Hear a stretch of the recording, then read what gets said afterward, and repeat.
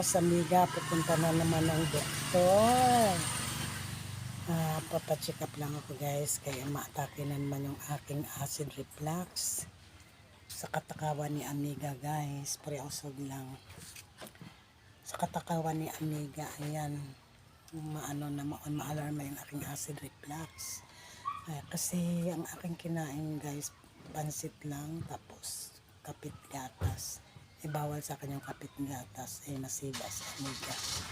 Kaya dito na naman si Amiga. Ay nako, Diyos ko talaga, si Amiga, pasaway talaga si Amiga. Ito na lang aking salamin guys. Yan na lang aking salamin. Kasi yan ang pupunta ng doktor na nakapang ano.